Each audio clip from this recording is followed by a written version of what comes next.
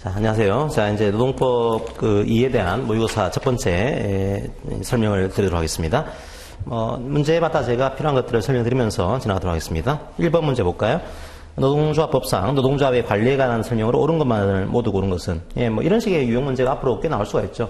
옛날에는 그냥 옳은 것을 하나 고르세요, 혹은 옳지 않은 것을 하나 고르세요, 이런 식이었는데, 이제는 뭐 옳은 것을 모두 고르세요, 혹은 옳지 않은 것을 모두 고르세요, 혹은 한번 조합해 보세요, 이런 식의 문제들. 약간 이제 그 난이도가 높아지는 형태로 가게 되면은 이런 식으로 고르는 문제, 혹은 조합하는 문제들이 꽤 등장할 수가 있습니다. 자, 볼까요? 그러면 기업 노동조합의 대표자가 필요하다고 인정할 때는 임시총회 또는 임시대의원회를 소집할 수 있다. 그러니까 이제 총회를 개최할 때 여러분들이 2학년 이제 강의를 들으면서 전체적으로 정리하는 시간도 가져보면 좋을 것 같아요. 총회 개최는 정기총회가 있죠. 정기적으로 개최하는 총회가 있고 임시적으로 개최하는 총회가 있습니다. 그때 정기총회는 매년 1회 이상 개최를 해야 되는데, 임시총회는 다양한 경우의 수가 있습니다. 만약에 노동조합 대표자가 필요하다, 이런 경우에는 이 노동조합 대표자가 소집권자거든요. 소집권자가 임시총회를 수집할 수가 있습니다. 그런데 대표자가 소집하지 않더라도 만약에 조합원의 3분의 1 이상이 회의에 VR 사항을 제시하면서 총회 소집을 요구하게 되면 이 대표자는 총회 소집을 해야 돼요. 3분의 1이 요구하는 경우에도 소집을 해야 됩니다. 만약에 3분의 1이 소집을 요구했는데 대표자가, 이 소집권자가 이 총회 소집을 안 해요. 이제 기피합니다. 해태합니다. 이 경우에는 3분의 1이 행정관청에 가서 소집권자 지명을 요구를 해요. 그러면 행정관청이 노동위원회 의결을 얻어가지고 소집권자 지명하는 그런 단계가 있습니다. 만약에 이제 이 조합에 소집권자가 없는 경우에는 3분의 1이 그냥 소집권자를 요구하게 되면 행정관청이, 그때는 노동위원회 의결 필요 없어요. 그냥 소집권자를 지명하면 되는 형태가 만들어져 있습니다. 그럼 기업은 맞죠? 그죠? 기업은 대표자가 필요하다 이런 경우에는 임시총회를 소집할 수 있습니다. 대표자가 소집권자이기 때문에 할 수 있어요. 자, 니은 대의원을 조합원의 직접 비밀 무기명 투표에 의해서 선출하도록 한 규정은 조합의 민주성을 실현하기 위함이 있고 그 취지가 있고 그 규정은 강행 규정이다. 예, 맞아요. 자, 이거 무슨 말인가 하면, 대의원을 선출하는데 우리 법에서는 직접 뽑아라, 비밀, 그 다음에 무기명 투표하세요, 이런 조항을 두고 있는 겁니다.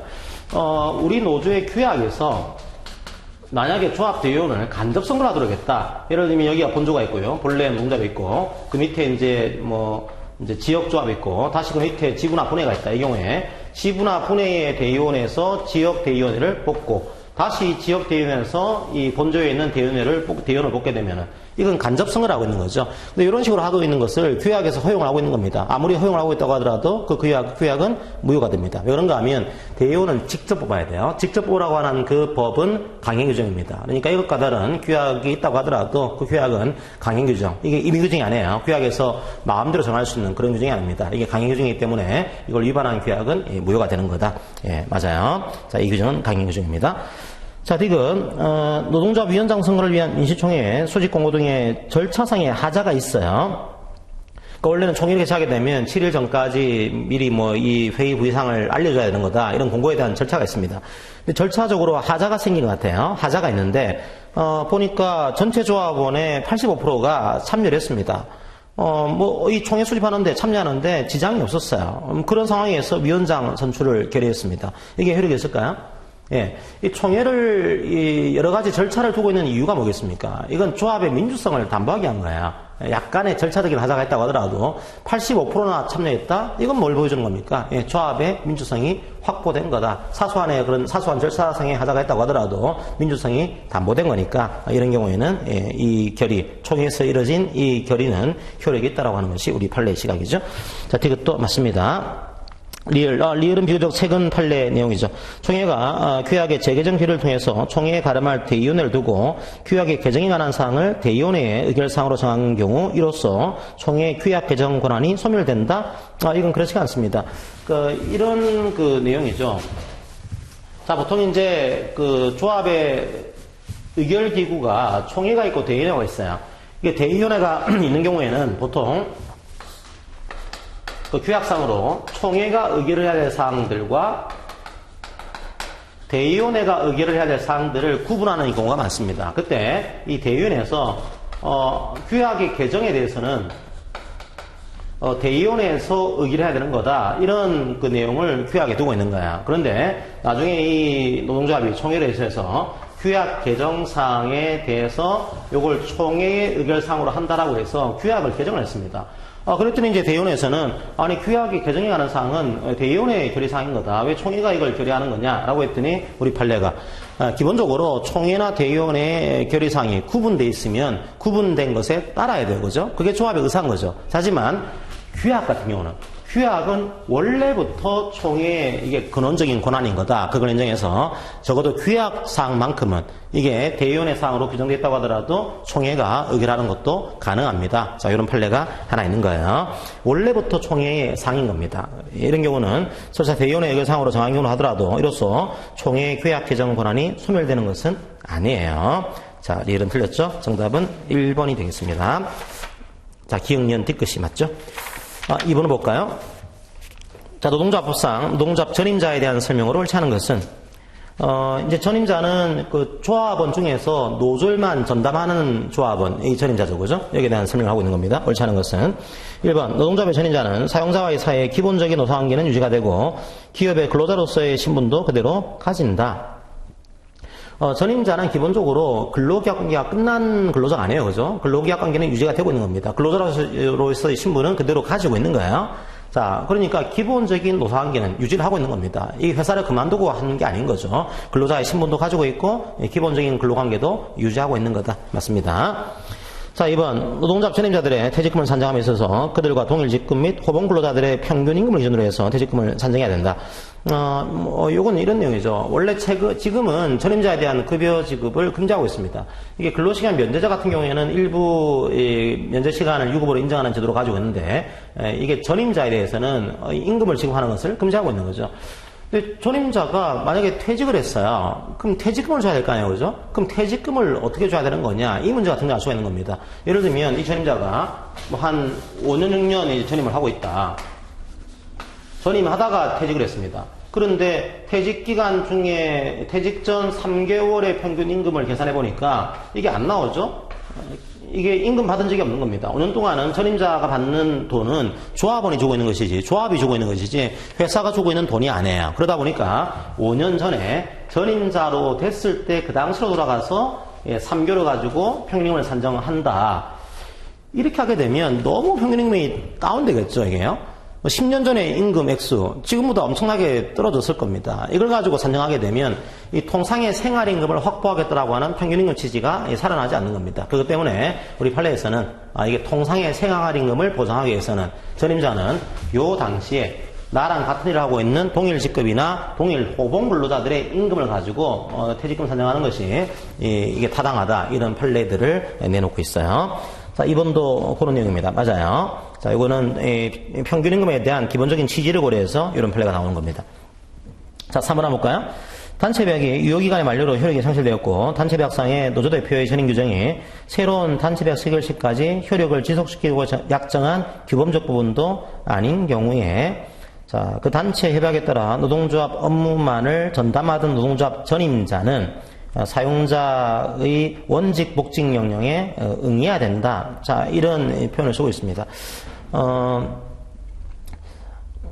아주 이제 이런 거죠. 원래는 이런 조항이, 이런 문제가 안 나왔다고 하더라도 전임자에 대한 조항은 단체백의 규범적 부분이 아니에요. 이거는 단체백의 채무적 부분입니다. 그냥 노조에 대한 약속인 것이지 이 개별 근로자의 근로조건이 아니에요. 그러면 단협의 유효기간이 끝나게 되면 단체백의 규범적 부분은 근로계약의 내용으로 살아있지만, 남아있지만 채무적 효력은 상실되는 거죠. 실효가 됩니다. 그럼 전임자에 대해서도요, 이 단협으로 약속한 내용들이 사라지는 겁니다. 그러면 사용자 입장에서는 전임자 이제 조항 사라졌으니까 이제 복귀하세요. 원직에 복귀하세요. 그러면 따라야겠죠. 이 채권 채무관계가 사라진 겁니다. 따라야 돼요. 이걸 따르지 않게 되면은 사용자가 이에 대해서 징계를 할 수 있는 그런 구조가 만들어집니다. 자, 3번도 맞아요. 4번 전임자에 관해서 단체백상의 특별한 규정이나 특별한 관행이 없는 한 출퇴근에 관해서 단체 취업규칙이나 사규의 적용을 받게 된다. 자, 이거는 이제 어떤 내용인가 하면 이 전임자가 여러 가지 형사문제 때문에 회사에 안 나온 겁니다. 전임자니까 노동조합 사무실에 안 나왔겠죠, 그죠? 나오지 않은 거예요. 그러자 회사가, 자, 우리 회사의 취업규칙에서는 뭐 5일 이상 결근하게 되면 해고할 수 있다, 이런 조항을 두고 있는 거예요. 그래서 전임자가 5일 이상 노동조합 사무실에 출근하지 않은 겁니다. 그걸 이유로 해서 이 취업규칙을 적용해서 조합 전임자를 징계 해고를 했어요. 자, 그러자 전임자는 얘기는, 아니, 어차피 전임자는, 근로계약상의 근로를 제공해야 될 의무가 없는 거 아니냐? 출근할 의무가 없는 건데, 어떻게 출근에 관한 사규를 적용할 수 있는 거냐? 사규에서는 출근 며칠 이상 하지 않게 되면 징계할 수 있다. 이거를 전임자에게는 적용할 수 없는 거 아니냐? 자, 이에 대한 문제를 제기한 겁니다. 자, 그랬더니 판례에서는, 만약에 단협에서 특별하게 이에 대한 조항을 두고 있으면 모르겠지만, 그렇지 않은 경우에는 기본적인 근로관계는 유지가 되고 있는 거니까, 지역규칙의 출퇴근에 관한 조항도 적용하겠습니다. 이게 판례 입장이에요. 좀 이상하긴 하죠. 그러면 이제 전임자가 출근합니까? 사실 출근하지 않죠. 조합 사무실에 나가는 건데. 근데 우리 판례에서는 조합 사무실에 나가는 그거 자체가 이게 출근인 거다. 그렇게 해서 출퇴근에 관한 사규를 적용하겠습니다. 이걸 이유로 한 징계도 정당한 것으로 인정해 주겠습니다. 그런 판례가 있어요. 4번도 맞습니다. 자, 5번. 회사에 승낙에 의한 지역별 단위 노동조합의 전임자가 쟁의행위 중 입은 재해는 업무상 재해에 해당한다. 만약에 이게 쟁의행위 중에 입은 재해가 아니면은 업무상재가 될 수도 있어요. 왜냐하면 우리나라에서는 지금 노동조합 전임자가 재해를 당했다. 재해를. 그 경우에 이게 업무상재로 볼 수 있는 거냐?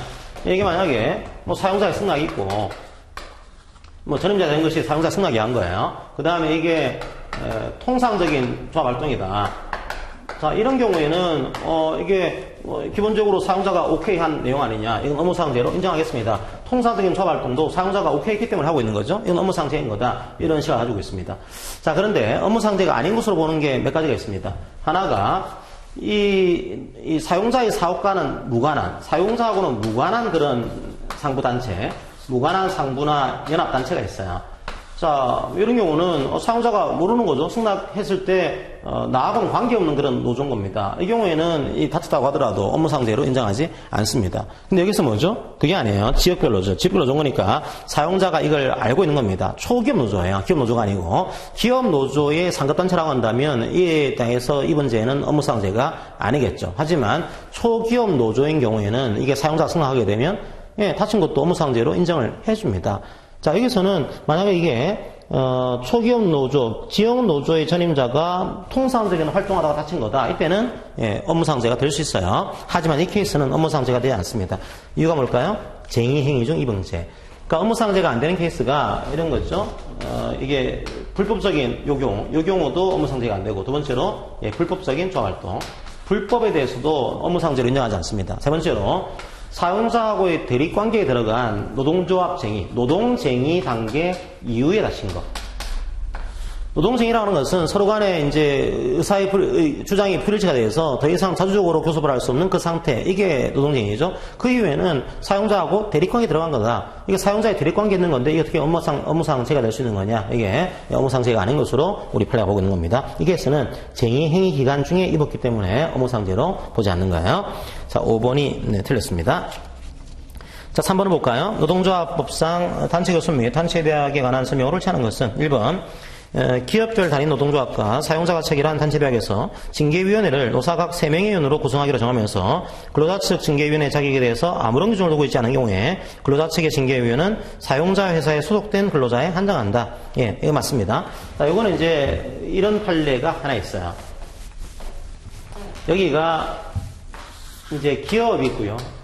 여기가 기업별 노조가 있습니다. 기업 노조. 기업 노조하고 사용자하고 단협을 체결했어요. 단협을 해놓으면서 우리 회사는 이제 징계를 할 때 절차적으로 징계위원회 좀 합의하자. 그럼 징계위원회 합의할 때 이제 누가 징계위원회 들어갈 거냐? 이렇게 했어요. 노사 동수로. 여기서 노사 동수 각 3명으로. 자, 그렇게 징계위원회에 들어갑니다. 라고 하는 합의를 했습니다. 나중에 징계를 해야 될 일이 벌어졌어요. 기업이 노조에게 징계위원회 노동조합 측 3명 이렇게 추천해주세요. 이걸 요구한 겁니다. 그랬더니 이 기업 노조에서 기업 노조, 기업에 있는 근로자를 추천한 게 아니고 위에 있는 3별 초기업 노조의 임원을 징계위원으로 추천한 겁니다.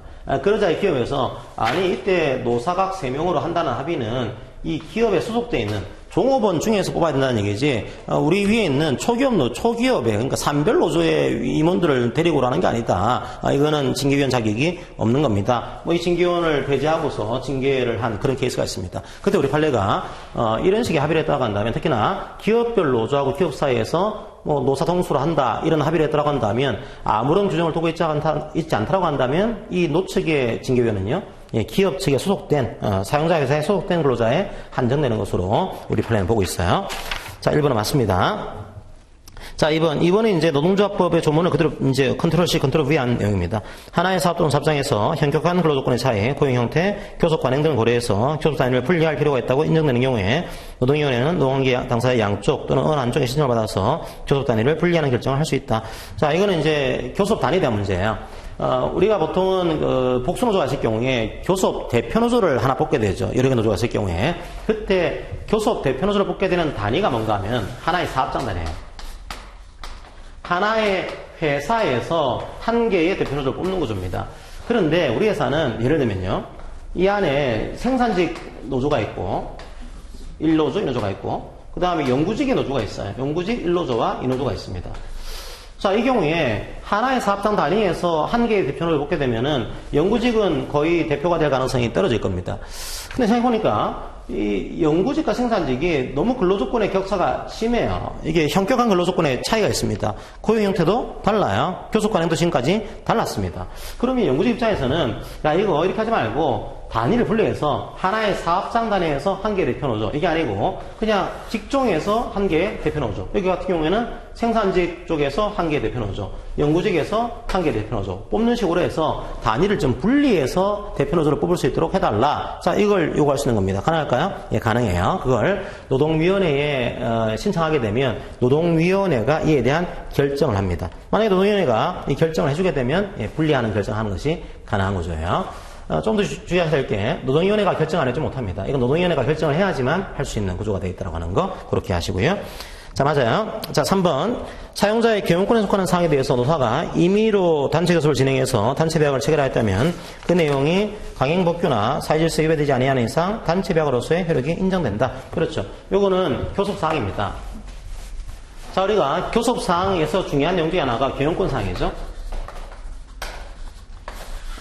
우리 판례에서는 이제 정리해고, 구조조정, 사업의 통폐합 이런 것들은 고도의 사용자의 경영의사 결정사항이기 때문에 원칙적으로 단체 교섭의 대상이 아닌 걸 보고 있죠. 그러니까 이걸 가지고 요구하더라도 교섭을 해야 될 의무는 없는 겁니다. 근데요, 이게 금지가 되어 있는 건가요? 그렇진 않아요. 할 수는 있습니다. 이게 해야 될 의무가 없는 것이지 할 수는 있어요. 그럼 해가지고 경영권상에 대해서 협약을 체결했어요. 단협을 체결했습니다. 우리가 보통 경영권상에 대한 것들을 제약하는 단체 계약을 고용안정협약이다 그런 표현을 써요. 정리해고할 때는 노동조합과 사전에 합의한다, 혹은 정리해고를 하지 않는다, 이런 협약을 교섭을 해야 될 의무는 없지만 해서 체결한 거죠. 체결했으니까 아니 이거는 원래 해야 될 의무가 없는 건데 협약을 체결했으니까 이 협약은 효력이 없는 거 아니냐? 그렇진 않아요. 아무리 경영권상이라 하더라도 임의로 단협을 체결할 수 있습니다. 체결했으면 이 단체 계약은 단체 계약으로서의 효력을 가져요. 특별히 어떤 효력이 있을까요? 단순히 채무적인 효력만 가지는 게 아니고 규범적인 효력까지, 이런 약속을 했는데 만약에 정리해고했다. 그 정리해고는 효력을 상실합니다. 규범적인 효력까지도 가진다라고 하는 게 우리 판례의 시각이에요. 자, 이제 3번도 맞죠, 그죠? 단체 계약으로서 효력이 인정됩니다. 자, 4번. 이미 구체적으로 그 지급 청구권이 발생한 임금이나 퇴직금은 노동자비 근로자로부터 개별적인 동의나 수권을 받지 않는 이상 사용자와의 사이의 단체계약만으로 이에 대한 포기나 지급유예 같은 처분 행위를 할 수는 없다. 이거는 이제 단체계약의 규범적 효력에 대한 내용입니다. 단체계약은 단협과 다른 단협에 위반되는 취업규칙이나 근로계약을 무효로 만듭니다. 자, 그렇다고 하더라도 이 규범적 효력이 한계가 있어요. 이 규범적 효력을 너무 남용을 하게 되면 개인 근로자의 권리나 이익, 기득권을 침해할 수도 있겠죠. 이거는 단체계약이 할 수가 없는 거예요. 자, 어떤 말인가 하면 이 근로자가 이미 임금 지급 날짜 됐습니다. 임금을 이 날짜에 지급을 해야 되는데 지급을 안 했어요.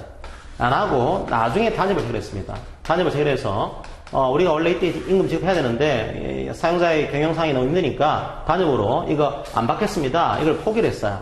단협이 포기하게 하는 거 가능할까요? 예, 단협이 아무리 힘이 세다고 하더라도 단체백이 할 수 없는 게 있습니다. 뭔가 하면은 이미 나한테 권리가 넘어와 있는 거죠.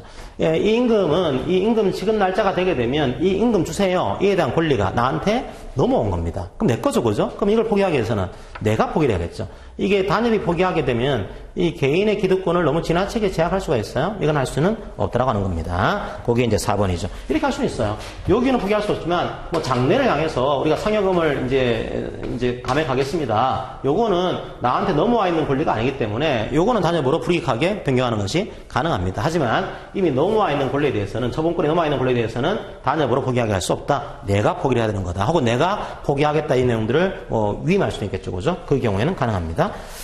자, 5번. 예, 근로조건을 불리하게 변경하는 내용의 단체배약이 현저히 합리성을 결여해서 노동자 목적을 벗어난 것으로 볼 수 있는 특별한 사정이 있는 경우라도 노사간의 합의는 유효라고 봐야 된다.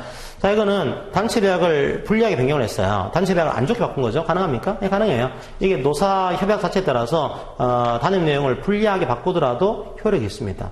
단지 이게 현저히 합리성을 결여해서 이게 노조의 목적을 벗어난 거다. 이런 경우에 한해서는 이건 노조가 해야 될 게 아닌 거지. 이렇게 해서 이 효력을 부정할 때도 있어요. 정리하게 되면 원칙적으로 단체배약을 이런 내용들 상여금을 600에서 400으로 낮추겠습니다. 불리하다고 하더라도 원칙적으로는 효력이 있습니다. 합의했으니까. 그런데 이게 현저하게 합리성이 결여가 되어 있다. 이게 누가 보더라도 노조가 해야 될 일이 아닌 노조의 목적을 벗어난 그런 내용이다. 이때는 이 단협을 무효로 볼 수도 있습니다. 그런 판례법리가 있어요. 자, 5번 틀렸죠, 그죠? 만약 그런 경우라고 한다면, 원래는 효력이 있지만, 이런 경우라고 한다면, 노사간 합의는, 무효라고 봐야 된다. 이게 판례 시각입니다. 5번이 이제 틀렸죠. 자, 4번을 보겠습니다. 이제 그러면, 노동자 법상 쟁의 등에 관한 설명으로 옳은 것은, 그러니까 제가 이 문제를 할 때 앞부분은 약간 어려운 문제를 했고 뒷부분은 조금 편한 문제를 냈어요. 그러니까 여러분들이 앞부분만 잘 넘어가시면 뒷부분은 약간 편한 문제가 나올 수가 있습니다. 그러니까 문제가 항상 이렇게 섞입니다. 여러분들이 앞부분에 쉽게 나왔다라고 해서 너무 또 이게 안심하지 마시고 또 앞부분이 약간 어렵게 나왔다라고 해서 너무 또 이게 떨면서 시험 볼 필요는 없어요. 이런 식으로 배치를 하게 되면 적절하게 여러분들이 좀 마인드 컨트롤 하셔야 돼요. 자, 4번을 보겠습니다. 쟁의에 관한 설명으로 옳은 것은 1번. 자, 1번은 이게 어떤 내용일까요? 자, 1번은 이런 거죠. 직장폐쇄에 관한 내용인데, 직장폐쇄는 정당성 요건이 두 가지입니다. 처음에 직장폐쇄를 개시하는 거죠. 사용자나 사용단체가 개시할 때는 어떻게 하는가 하면 시기적으로 개항성을 갖춰야 됩니다. 노동조합이 쟁의행위를 한 이후에만 직장폐쇄를 할 수가 있는 거죠. 그죠? 그 다음에 목적은요? 목적은 방어성을 떼야 돼요. 방어성. 만약에 목적이 공격적이다. 그때는 이게 쟁의 정당성, 이 직장 폐쇄의 정당성이 상실이 됩니다. 근데 보니까 이 직장 폐쇄를 할 때 요 요건을 갖추고 있어요. 그럼 이게 정당한 거죠, 그죠? 근데 직장 폐쇄를 쭉 하다가 나중에 노조가 우리가 쟁의행위를 좀 풀겠습니다. 쟁의행위를 풀고 업무에 복귀하겠습니다. 이런 의사를 표했겠어요.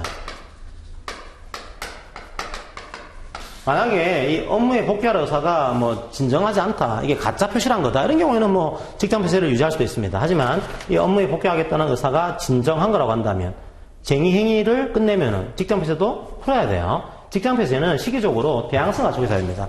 쟁의 행위를 한 이후에만 해야 되거든요. 근데 업무에 복귀하겠다고 했는데 여전히 직장 폐쇄를 하게 되면 대항성을 상실한 거죠. 이제 업무에 복귀하겠다고 했는데 직장 폐쇄를 유지하게 되면 공격적으로 하고 있는 거죠. 안 되는 거예요. 그래서 이 업무에 복귀할 의사가 진정하면은, 근데 여기서 진짜로 이제 업무에 복귀할 의사인지 아닌지는, 자, 이 의사가 적어도 집단적으로 그리고 객관적으로 표시가 되면은 이 의사는 진정한 거니까 그 이후에도 이 직장 폐쇄를 유지하게 되면 이거는 방어성을 상실하고 공격적으로 바뀐 것으로 이해하겠습니다. 직장 폐쇄는 공격적으로 바뀐 다음에는 정당성을 상실하게 됩니다. 상실하게 되면 그 이후부터는 임금을 지급해야 될 그런 의무를 가지게 돼요. 자, 그게 이제 1번에 나와 있는 그 내용이고요. 1번 맞습니다. 자, 2번. 노동자 측으로부터 과다한 요구가 있는 경우에 그 쟁의의 목적은 부당한 것이라고 해석할 수 있다. 이제 목적이, 쟁의는 정당성을 갖춰야겠죠. 쟁의는 이제 주체가 정당해야 되고, 쟁의는 목적이 정당해야 돼요. 그리고 시기나 절차가 정당해야 되고, 그 다음에 수단과 방법이 정당해야 됩니다. 그때 목적이 뭐냐? 목적은 교섭상이에요, 교섭상. 이제 노사 간의 자체적 교섭을 위한 그런 환경을 조성하는 데 목적이 있어야 됩니다. 그러니까 교섭사항이 돼야지만 이 쟁의는 정당해져요. 그럼 교섭사항이 어떤 거죠? 두 가지가 나오죠. 그죠? 첫 번째가 개별적인 근로조건사항, 두 번째가 집단적인 노사관계 운영사항, 자, 으로써 사용자가 처분할 수 있는 사항. 이게 그 단체 교섭 사항입니다. 그럼 이 사항을 가지고 파업을 하게 되면 그 파업은 정당해요. 그럼 이번은 뭐죠? 과단 요구가 있다. 근데 이 과단 요구가 단순하게 임금에 대한 과단 요구다. 그때는 정당성을 상실하지 않습니다. 보통 임금을 한 5% 인상을 요구하지 않고 한 10% 인상 요구했다. 한 15% 요구했다. 아, 너무 심하지 않습니까? 이거 심한 거니까 파업을 하게 되면 이 파업은 정당하지 않은 거 아닙니까? 그렇진 않아요. 임금은 교섭사항입니다. 교섭사항에 대해서는 약간 무리한 요구를 했다고 하더라도 교섭사항인 거니까 이 파업은 정당한 것으로 인정하고 있어요. 자, 2번 틀렸죠, 그죠? 3번은 이제 쟁의행위에 대한 그 찬반투표 문제입니다. 찬반투표는 조합원의 과반수가 선정을 해야 돼요. 근데 우리 노동조합이 어떤 노조인가 하면 이런 노조인 거죠. 여기가 산별노조. 의 기업 지부입니다. 그러니까 산별 단위 노조에 기업별 지부가 되어 있는 거예요. 이 기업 지부가 이 기업을 상대로 해서 파업을 하려고 합니다.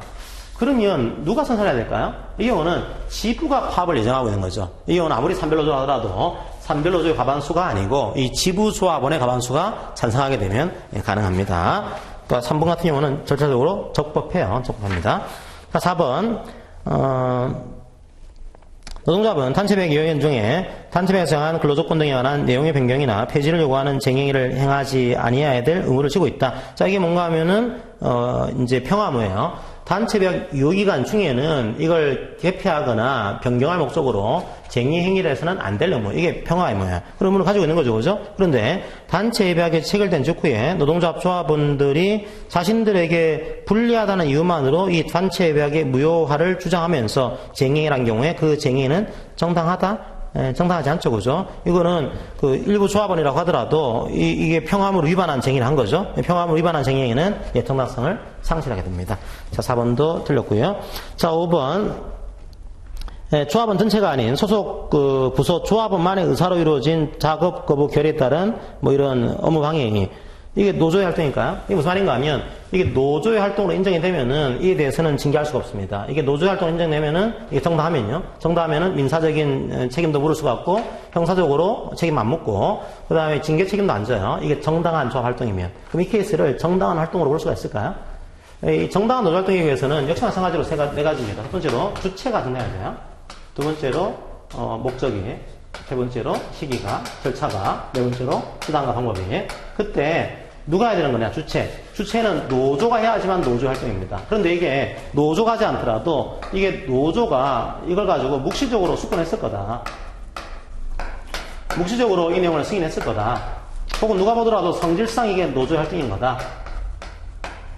이 경우는 노조 활동을 인정할 수도 있습니다. 근데 이 케이스는 노조 전체 회사가 아니고 일부 조합원이 선동한 거죠. 이건 묵시적으로 노조가 접근하거나 승인하지도 않았을 겁니다. 성질상 노조 활동으로 보기에도 힘들어요. 이 케이스는 노조의 활동으로 보기 어렵습니다. 그렇기 때문에 자, 이걸 이유로 해서 징계를 하게 되면 이 징계도 정당하다라고 하는 식으로 이제 나오겠죠.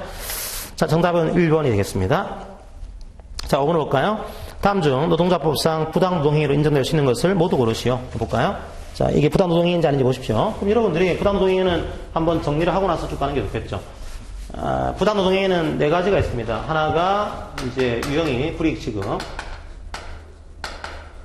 두 번째가 비열계약. 네 번째가 단체교섭거부. 네 번째가 지배개입. 여기 있죠? 자, 그러면 한번 보겠습니다. 기업.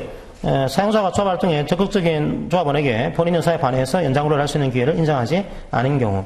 자, 왜 연장근로를 시키지 않은 거죠? 연장근로를 시키지 않은 것도 경우에 따라서는 경제적인 불이익이 될 수가 있습니다. 왜 하지 않았는가 하면 조합 활동이 적극적이에요. 조합 활동 열심히 했다고 경제적인 불이익을 주고 있는 겁니다. 자, 조합 활동을 이유로 해서 연장근로에 대한 불이익을 주고 있는 거죠. 연장근로는 여러분이 볼 때는 약간 연장근로 하지 않으면 좋은 거 아니야? 볼 수 있겠지만 연장근로 수당이 중요한 근로자로서는 이 돈도 필요합니다. 근데 이 돈에 대해서 불이익을 주고 있는 거예요. 자, 이것도 부당노동이라고 볼 수 있습니다. 자, 니은 사용자 근로자의 조합 활동을 혐오하거나 방해하려는 의사로 조합 간부를 승진시켜서 조합하는 자격을 잃겠습니다. 이거는 우리 회사는 노동조합이 상급이야만 노조가 될 수 있어요. 2급 이상은 노조원이 안 됩니다. 그래서 이 근로자를 2급으로 승진시킴으로써 조합원 자격을 상실시킨 케이스. 근데 왜 이렇게 하는 거냐? 사실 그럼 사용자가 승진을 시키면 안 되는 겁니까? 아니요. 승진을 시킬 수도 있어요. 하지만 어떻게 해서 안 되는 거죠? 이 불이익을 이제 불이익 취급 의사를 가지고, 즉, 조합 활동에 대해서 너무 열심히 하니까 이걸 혐오해서, 이걸 방해하려고 해서 승진을 시킨 거다. 그때는 이 승진도 불이익 취급이 될 수가 있습니다. 뭐에 대한요? 조합 활동에 대한. 그러니까 이 케이스는 조합 활동을 혐오하려거나 방해하라는 의사로 여기 안 들어가 있으면 애매한 문제야. 그런데 분명히 목적이 왜 한 거냐? 조합 활동을 방해하거나 혐오하려고 하는 그런 의사를 가지고 있는 거죠. 그 의사 때문에 승진을 시킨 거니까 이것도 부당노동이라고 볼 수 있다. 니은도 맞아요. 뒤끝. 지배개입이에요. 지배개입은 중요한 건 뭐라고 했죠? 지배개입은 결과는 필요하지 않습니다. 중요한 것은 의사예요. 지배개입을 해가지고 단결권이 침해당했다. 이건 중요하잖아요. 지배개입 의사가 있는 거냐. 이게 중요한 거다. 자, 침해 결과는 발생하지 않았다고 하더라도 의사가 있었으면 지배개입 유형으로 인정해 줍니다. 맞죠? 자, 리얼. 리얼은 이제 언론 활동이에요. 자, 언론 활동에 대해서는 마찬가지입니다. 지배개입 의사. 언론 활동은 자유죠. 자유긴 한데 노조 활동을 어떻게 해보려고 노조 활동에 대한 자주성을 침해하려고 한 거다. 이 경우는 지배개입 의사가 있는 겁니다. 지배개입 의사가 있으면 그게 부당노동이죠. 자, 리얼도 맞아요. 자, 미용. 미용은 이제 어떤 얘기인가 하면 지배개입 유형에 있어서는 여기가 원청이 있고 여기가 하청이 있어요. 그래서 하청회사 근로자가 있습니다.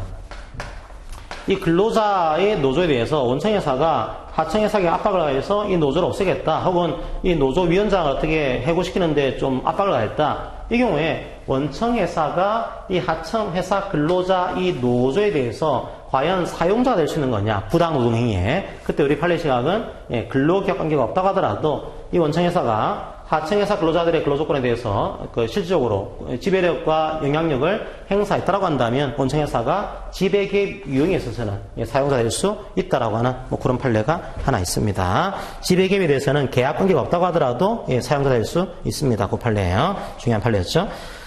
자, 정답은 1번이 되겠습니다. 다 맞아요. 다 부당노동입니다.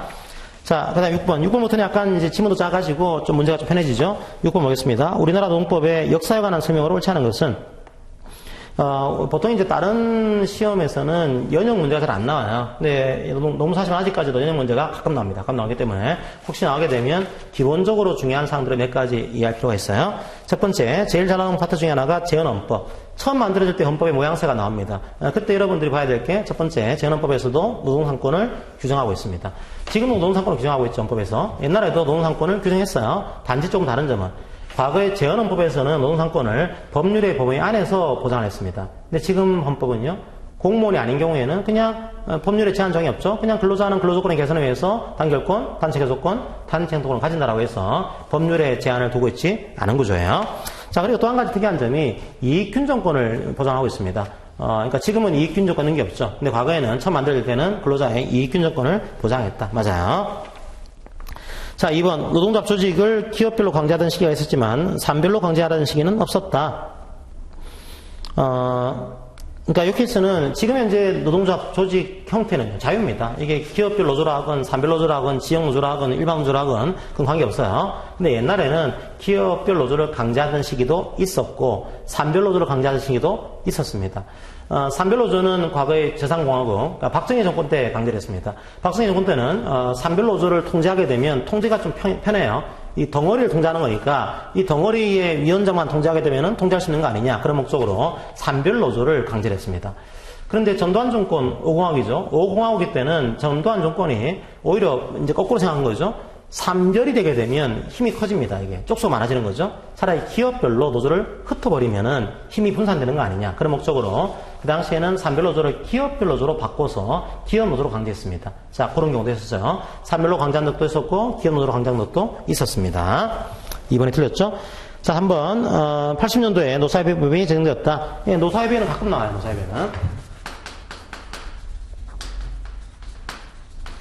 노사협의회라고 하는 제도는 63년도에 노동조합법에 등장하게 되고요.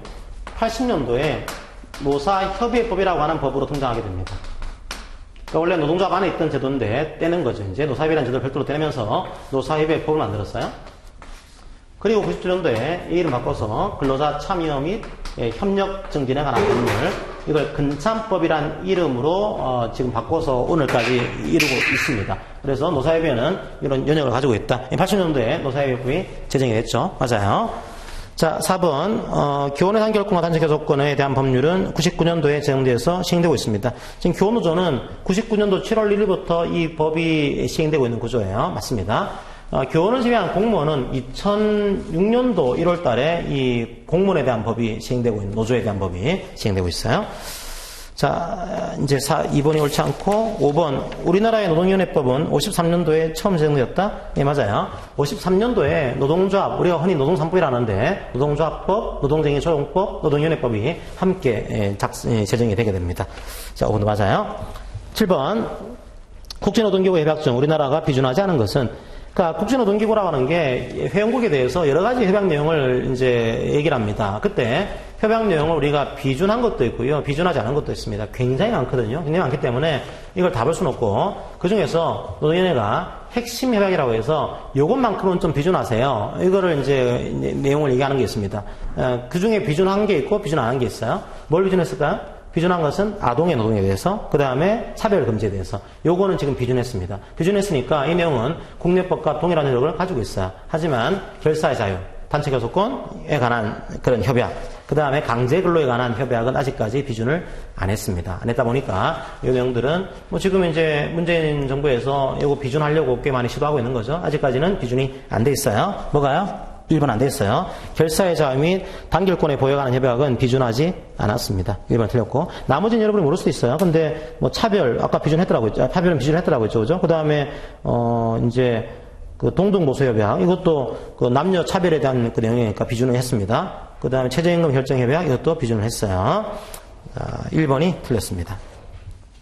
8번, 근로상권에 관한 설명을 옳지 않은 것은, 자, 1번, 공무원인 근로자는 노동상권은 법률이 정하는 자에 의해서 인정된다. 예, 이제 33조는 1항과 2항과 3항의 내용을 여러분들이 기억하실 필요가 있죠.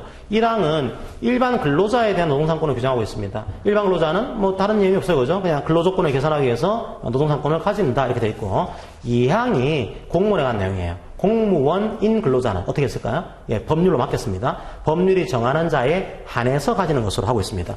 결정 형법에서 공무원들은 법률로 정하세요. 그걸 규정한 겁니다.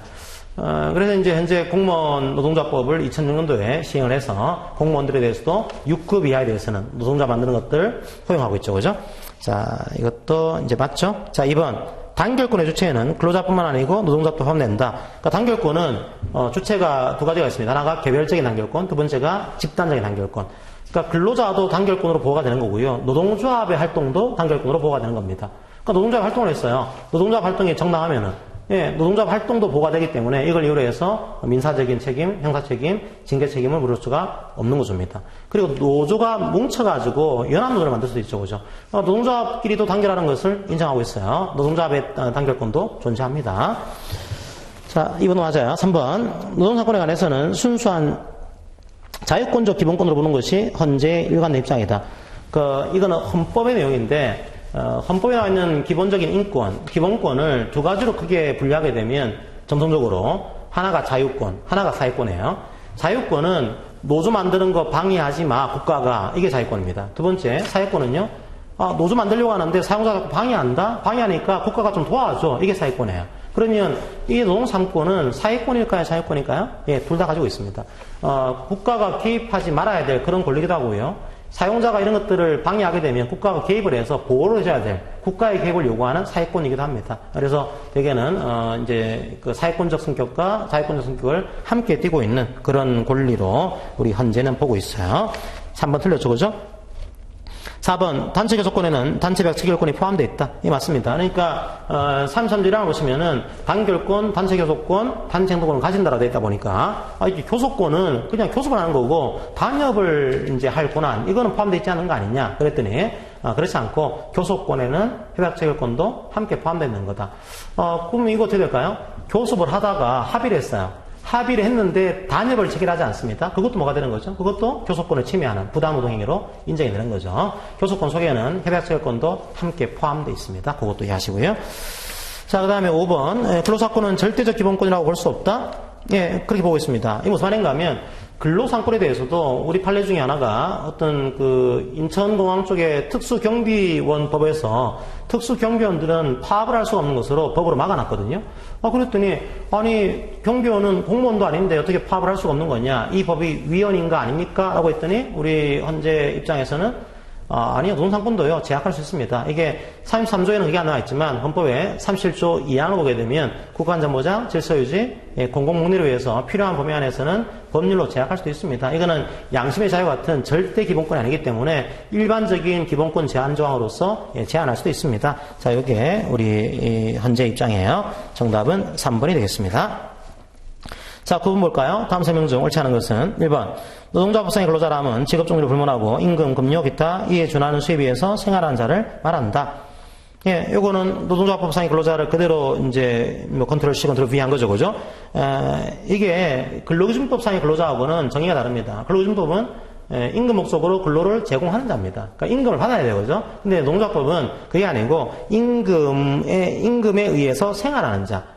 무슨 말인가 하면 지금 당장 임금 받고 있지 않다고 하더라도 일할 필요가 있는 사람, 그러니까 실업자, 구직 중인 자 이런 사람들도 여기에 포함될 수가 있는 거예요. 차이가 있는 거죠. 자, 그러다 보니까 최근 판례 시각은 2번이에요. 자, 근로기준법상의 근로자성이 부정되는 경우에 노동자법상의 근로자성도 부정된다. 이건 아니에요. 과거에는 이 근로기준법상의 근로자가 아니면은 노동자법상으로도 근로자가 아닌 거다. 이렇게 이랬습니다. 근데 다르게 본 거죠. 왜 다르게 봤는가 하면 근로기준법에서는 조금 이제 어려운 말씀드리면은 근로자가 되기 위해서는 종속관계가 있어야 돼요. 사용-종속관계, 매여 있어야지만 근로자를 보호하는 구조인 거죠. 근로자가 되기 위해서는 종속이 있어야지만 근로자인 겁니다. 그런데 여기서 종속의 의미를 최근 판례는 다르게 보고 있어요. 이 근기법상의 종속은 이제 인격적인 종속을 얘기하는 구조고요. 사용자가 지휘 감독하는 대로 따라야 된다. 이런 종속을 얘기하는 겁니다. 그런데 노동조합법상의 종속은 설사 근로계약을 체결하지 않았더라도 이 회사가 나한테 돈을 안 주면은 생활하기 힘들다. 경제적으로.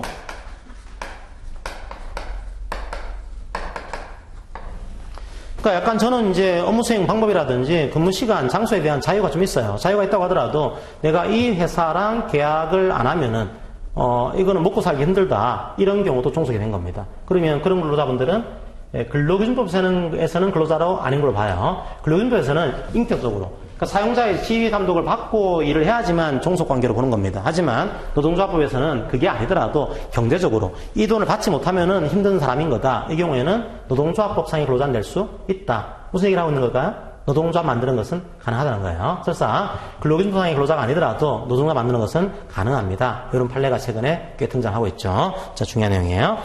2번 틀렸죠, 그죠? 정답은 2번이에요. 자, 3번. 예, 단시간이건 월급제건 노동자 만드는 거 가능합니다. 이건 뭐 고용의 형태가 중요한 게 아니에요. 단시간이건 뭐 계약직이건 다 가능합니다. 4번. 아까 제가 말씀드렸죠. 설사 실업 상태에 있거나 구직 중인 자라고 하더라도 원래 실업 상태에 있거나 구직 중인 자라고 한다면 기업별 노조에는 가입이 안 돼요. 기업 노조는 우리 회사의 종업원들만 가입할 수가 있는 겁니다. 하지만 초기업 노조인 경우에는 어차피 기업별을 뛰어넘은 노조인 거죠. 이 경우는 어떤 기업과의 계약관계를 전제로 깔고 있지 않습니다. 실업 중인 자라고 하더라도 구직 중인 자라고 하더라도 내가 임금을 받아야지만 생활할 수 있는 사람이라고 한다면 이 노조에 들어오는 것이 가능하다. 예, 그게 우리 판례 시각이죠. 자, 그 다음에 5번. 사용자에 의해서 고용된 근로자라고 하더라도 항상 사용자의 이익을 대표해서 행동하는 자는 노동자에 가입할 수 없다. 예, 노조에 가입할 수 없는 사람이 이제 누가 있습니까? 첫 번째가 사용자. 사용자 누구죠? 사업주, 사업 경영 담당자, 예, 근로자에 관한 사항에 대해서 사업주로 해서 행동하는 자. 자, 이분들은 이제 노조에 가입할 수 없어요. 하지만 사용자가 아니더라도 노조에 가입할 수 없는 근로자가 있습니다. 누군가 하면 항상 사용자의 이익을 대표해서 행동하는 자. 그러니까 제가 인사팀원이에요. 인사팀원인 거니까 이제 업무지에 대한 결정권이 없는 거죠. 하지만 제가 인사팀원으로서 어떤 그 노무에 대한 그 기한을 올리고 있는, 기획을 하고 있는 그런 사람인 거다. 이런 사람은 사용자는 아니지만 사용자의 이익을 대표하는 사람이에요. 이 사람은 노조에 가입할 수가 없습니다. 사용자나 사용자의 이익 대표자의 상가를 허용하는 경우는 노조로 안 보는 거죠. 자, 5번도 이제 맞습니다. 정답은 2번이 되겠습니다. 자, 이제 10번을 볼까요? 노동조합에 관한 설명 중 옳지 않은 것은 1번, 조합원이 아닌 자도 임원으로, 노동조합 임원으로 선출될 수 있다? 안 해요. 조합 임원은 조합원 중에 선출해야 됩니다. 이제 안 되는 거죠. 틀린 거죠. 그죠? 이거는 1번이 바로 나왔네요. 자, 2번. 노동조합 조합원이 1인만 남게 됐습니다. 그러니까 이런 경우에 조합원이 더 이상 늘어날 가능성이 없다. 그때는 노동조합으로서의 당사자 능력이 없습니다. 노동조합이 되기 위해서는 요건이, 적극적인 요건이 세 가지입니다. 하나가 노동조합이 되기 위해서는 근로자가 주체가 돼서 이게 자주적으로 단결을 해야 되고요. 그 다음에 목적이, 근로조건의 유지 개선이 목적이 돼야 됩니다. 그리고 마지막 남아있는 요건이 조직하는 단체 혹은 연합단체예요. 단체성이 있어야지만 노조인 거죠. 그러니까 이게 없으면은 노조가 아닌 겁니다. 1인밖에 없다. 더 이상 1인에서 늘어날 가능성이 없다. 이때는 단체성이 상실되는 거니까 노조의 당사자성이 인정이 안 되는 것입니다. 자, 3번. 이제 노조가 아닌 것 중에 하나가 이런 거예요. 기업 노조인 경우에는 제가 초기업 노조인 경우에는 해고된 경우라고 하더라도 어떤 구직 중인 자라든지 실업 중인 자라고 하더라도 근로자가 된다라고 했잖아요. 하지만 기업 노조에서는 해고가 되면은 원칙적으로 근로자가 안 됩니다. 노조에 가입할 수가 없는 거죠. 자, 그렇게 하다 보면은 이게 오히려 기업 노조를 만들려고 하는 사람을 해고하게 되면 기업 노조 활동하기가 쉽지가 않아요. 그것 때문에 기업별 노조인 경우에는 이걸로 다 해고가 됐다. 해고가 되었다고 하더라도 이 해고에 대해서 부당 노동행위에 대한 구제 신청을 제기하게 되면 언제까지요? 중노위까지. 중노위에 재심 판정이 있을 때까지는 근로자가 아닌 자로 해석해서는 안 된다라고 하는 조항을 두고 있어요. 그러니까 이때까지는 조합원 신분을 유지하겠습니다. 인정해 주겠습니다. 그런 걸 통해서 이 해고됐다고 하더라도 노동조합 임원도 나올 수가 있고 교섭도 할 수가 있고 보호해 주겠습니다. 이런 조항들을 하나 두고 있죠. 이건 언제까지나 기업별 노조인 경우에 해당되는 사항이고, 두 번째로는 부당 노동행위에 대한 구제 신청. 부당 해고는 안 돼요. 부당 노동행위에 대한 신청을 했을 경우에 해당하는. 그리고 언제까지요? 중노위까지 인정되는 그런 사항으로 이해하시면 되겠습니다. 4번, 공대수양, 기타 공리사업만을 목적으로 한다? 노동조합은 공대수양, 기타 공리사업을 할 수 있어요. 할 수 있지만, 이것만 하게 되면, 목적이 아닌 거죠. 목적이 원래 근로조건 예산인데, 이것만 하게 되면 노조의 목적을 벗어난 거니까 노조로 안 보겠습니다. 이런 조항 두고 있어요. 자, 5번, 노동조합이 설립신고증을 교부받은 경우에는 설립신고서가 접수된 때 설립된 것으로 온다. 이런 거죠. 노동조합이 설립신고를 하게 되면, 설립신고를 접수하게 될 겁니다. 그리고 나중에 설립신고증을 교부를 해요. 자, 그러면 설립신고증이 교부되게 되면 이 노동조합은 언제 설립이 된 거냐? 교부됐다라고 하는 것을 조건으로 해서 이 접수가 된 때 설립된 것으로 그렇게 보겠습니다. 이게 우리 법의 시각이죠. 법원도 맞아요. 정답은 1번이 되겠습니다. 자, 11번 노동조합법상 노동조합. 잘 보세요. 노동조합법상 노동조합. 법내노조인 거죠. 법내노조. 노동조합법에 의해서 설립신고가 완성된 노조예요. 자, 그런 노조에 관한 설명 중 옳은 것은 1번. 노동조합이 운영하는 영리사업체에 대해서는 조세를 부과하지 않는다. 이건 여러분들이 오해할 수 있는 거죠. 보통 여러분들이 이해하실 때 법의 노조는 조세를 부과하고 조세 면제 혜택을 안 받고 법내노조는 조세 면제 혜택을 받는 거다. 이렇게 하시는데 법내노조라고 하더라도 사업체는 조세를 부과해요. 그러니까 노조에 대해서 조세를 부과하지 않는 거지 노조 같은 사업을 하고 있다. 그 사업체에 대해서는 조세를 부과합니다. 법내노조라고 하더라도 이건 오해할 수 있는 거죠. 그죠?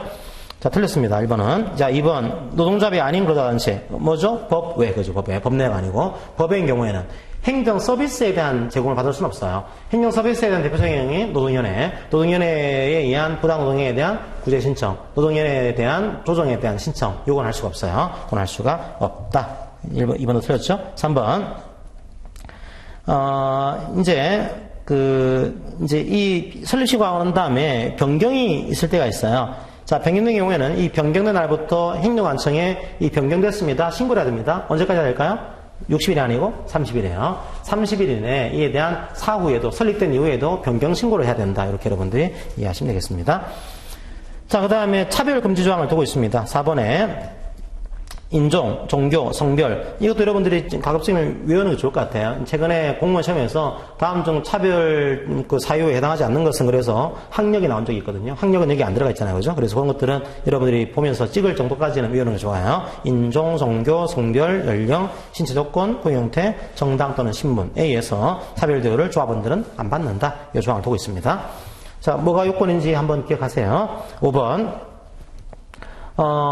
여러분이 어떤 활동을 하게 되면 제일 중요한 건 뭘까요? 모든 활동에서 제일 중요한 것은 돈입니다. 사람도 중요하지만 돈도 중요해요. 돈이 있어야지만 뭔가 할 수 있죠, 활동을. 근데 노동조합에서 중요한 것은 조합비예요. 조합비를 납부해야 됩니다. 이걸 납부하지 않는다. 그럼 조합이 운영이 안 돼요. 그래서 노동조합이 규약으로 이 조합비를 납부하지 않는 조합원의 권리를 제한하는 것, 이건 가능합니다. 허용돼야 되겠죠, 그죠? 가능해요. 5번 틀렸죠? 정답은 4번이 되겠습니다. 12번 근로시간 면제제도에 관한 설명으로 옳지 않은 것은 원칙적으로 전임자에게 급여 지급하는 것은 부당노동행위가 되는 구조입니다. 전임자에게는 급여 지급할 수가 없는 거죠, 그죠? 자, 그런데 근로시간 면제자에게 급여를 지급하는 것은 면제 한도 내에서는 돈 줄 수 있어요. 법으로 허용하고 있는 겁니다. 부당노동행위가 아니에요. 아니지만 어떤 경우에는요, 너무 과하다 이게. 그러니까 이제 일반 조합원들은 뭐 1년 동안에 한 2,500시간 돈 받고 있는데 이 근로시간 면제자에 대해서만 3,000시간에 돈을 주고 있다. 야, 이거는 너무 과다하게 돈 주고 있는 거 아니냐. 과다하게 돈 주고 있다는 얘기는 사용자가 노동조합 활동에 대해서 지배하려고 하는 거 아니냐. 이게 보이는 거죠. 그래서 근로시간 면제자에게도 과다하게 합리성이 없는 과다한 급여를 지급하게 되면 그걸 부당노동행위로 볼 수 있다고 보고 있어요. 자, 1번이죠. 1번 맞습니다. 자, 2번 근로시간 면제자에게 지급하는 급여는 사회통념상 수긍할 만한 합리적인 범위를 초과할 정도로 과다하지 않는 한 이건 임금에 해당한다. 예, 맞습니다. 이건 상당히 중요한 내용 중에 하나죠. 근로시간 면제자가 돈을 받고 있습니다. 그리고 나서 뭐 퇴직을 했어요. 혹은 산재 같은 걸 입었습니다. 그럼 퇴직에 대해서는 퇴직금을 줘야겠죠. 임금을 가지고. 산재 보상이나 급여도 임금을 가지고 보상을 해야 됩니다. 근로시간 면제자한테 주는 이 돈도 임금 낼 수 있는 거냐? 예, 우리 판례에서는 임금 낸다고 보고 있어요. 언제까지요? 어느 정도까지는? 과다하지 않는 경우까지. 그러니까 너무 과다한 돈을 주게 되면 그건 부당노동행위로 본다라고 했잖아요. 그게 과다하지 않고 이제 적절한 과다하지 않는 범위 내에서 근로시간 면제 한도 내에서 주고 있는 그 돈은 임금으로 보겠습니다. 이걸 가지고 퇴직금 주세요. 이걸 가지고 산재를 보상하세요. 이런 태도를 가지고 있어요. 자, 그 다음에 근로시간 면제 한도를 정해야겠죠. 면제 한도는 3년마다 재심의해서 결정할 수 있습니다. 그럼 면제 한도를 심의하는 기구가 근로시간 면제 심의위원회입니다. 노동부에 둡니다. 맞아요. 자, 그럼 면제심의위원회가 근로시간 면제 한도에 대한 심의를 합니다. 그때 위원회가 노동계 추천 5명, 교육계 추천 5명, 정부 추천하는 공익위원 5명으로 구성돼요. 이거 맞아요. 이걸 의결해야 될까요? 그죠? 의결 어떻게 할까요? 의결은 재적위원 과반수의 출석과 출석위원 과반수의 의결로 의결합니다. 찬성으로. 그러니까 재적위원 과반수의 찬성이 아니고요. 재적위원 과반수의 출석위원 과반수의 찬성으로 의결하는 구조가 되겠다. 4번이 틀렸죠. 그죠? 자, 그 다음에 근로시간 면제 한도는 이게 시간이 너무 길게 되면은 이게 지금 시대하고 맞지 않을 겁니다. 3년마다 재심의 결정할 수 있다라고 하는 거 맞아요. 정답은 5번이 되겠습니다.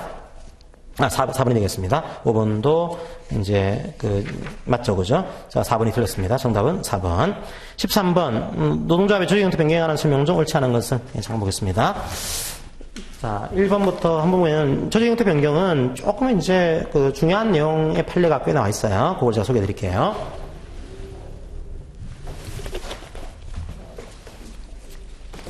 자, 한번 읽어볼까요? 1번 조직 형태 변경은 굉장히 편한 제도입니다. 만약에 우리 회사가 이제 기업 노조가 산별 노조의 지부로 조직 형태 바꾸려고 한다.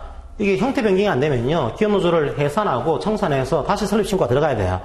근데 그렇게 하지 않고 그냥 산별 노조 지부로 조직 형태를 바꿉니다. 총회에서 결의만 하게 되면 재산 관계를 그대로 승계를 해요. 그 다음에 단체배합 주체로서지도 그대로 승계하는 구조입니다. 굉장히 편한 거죠. 이 제도를 이제 허용하고 있는 거예요. 근데 이게 굉장히 중요한 효과가 나오니까 단순한 일반 정족수로 보지 않고 특별 정족수, 과반수 출석과 출석한 3분의 2가 찬성을 해야지만 이 결의를 할 수가 있어요. 자, 13번에 1번 맞죠, 그죠? 과반수 출석과 출석조합은 3분의 2 찬성으로 해야 된다. 맞아요.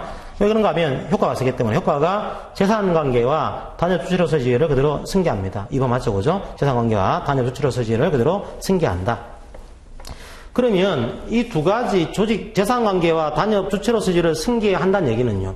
전후 노조가 같다는 전제가 알리는 거예요. 단지 모양새만 기업 노조, 모양새만 산별노조의 지부일 뿐이지 사실은 같은 노조인 거다. 동일성이 있어야 되는 거다. 뭐 이게 되는 겁니다. 3번이죠. 변경 전후의 조합이 실질적인 동일성이 인정되는 범위 내에서만 조직 형태 변경이 인정이 된다. 맞아요.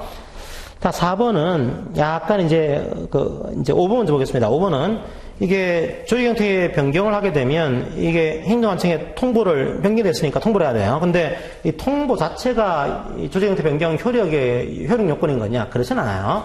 통보 자체는 효력과는 무관한 그런 사항인 거다. 이해하시면 되겠습니다. 4번은 뭔가 하면 이런 거죠.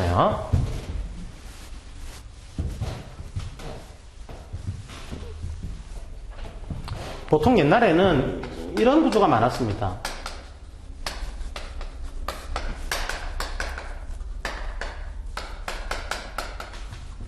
이렇게 조직 형태를 변경하게 되면은 이게 노조인 거니까 이 노조가 결의해서 바꿀 수가 있거든요. 근데 지금 나오는 문제는 뭔가 하면은 산별노조의 지부가 바꾸는 겁니다. 기업 노조로. 결의해서 과반수 출석에 출석한 3분의 2가 찬성하게 되면 옮기는 건데 문제는 이 지부는요. 형식적으로 노조가 아니에요. 노조의 하부기관인 거죠.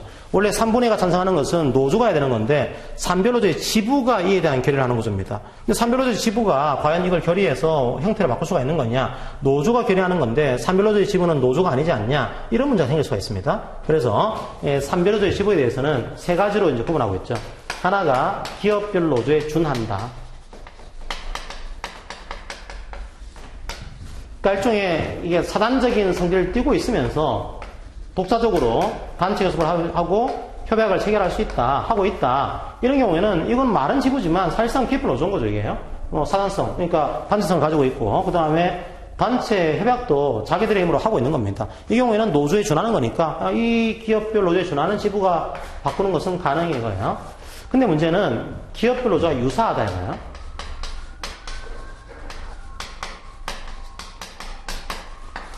유사하다는 건 뭔가 하면은 이게 사단성은 갖추고 있어요.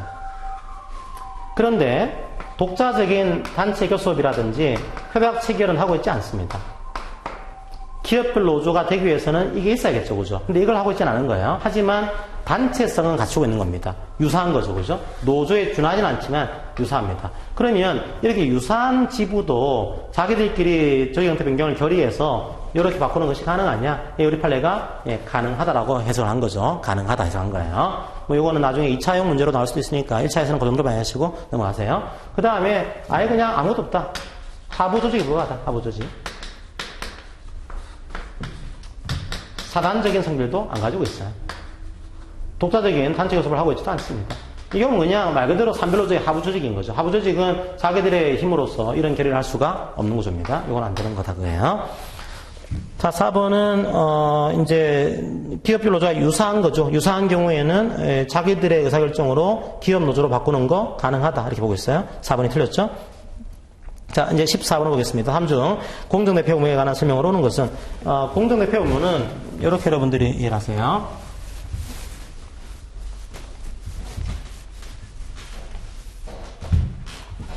여기가 사용자가 있고 여기가 교섭 대표노조가 있습니다.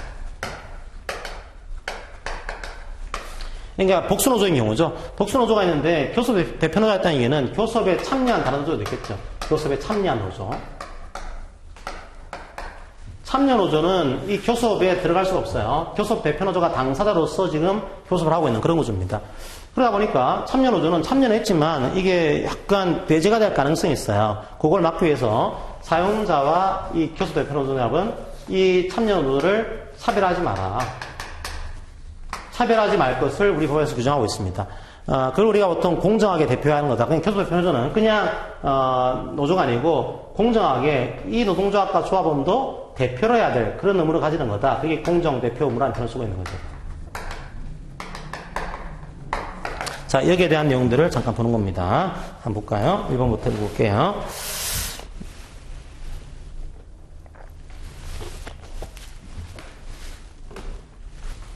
첫 번째 문제가 그러면 공정대표 의무가 이제 어느 시점에 등장하는 거냐 이게 문제가 됩니다.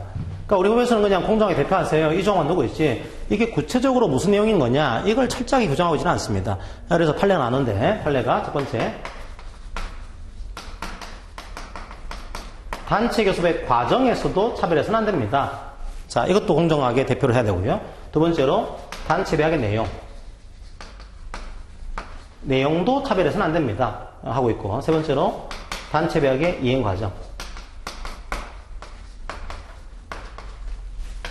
자, 이 교섭 과정과 협약 내용과 협약에 대한 이행 과정 전체에 대해서 차별해서는 안 되는 겁니다. 자, 이게 우리 판례 시각으로 지금 등장했죠. 그리고 구체적으로 두 가지를 얘기했어요. 첫 번째가 사무실. 만약에 사용자가 교섭 대표노조에게는 상시 사용 가능한 사무실을 줬습니다.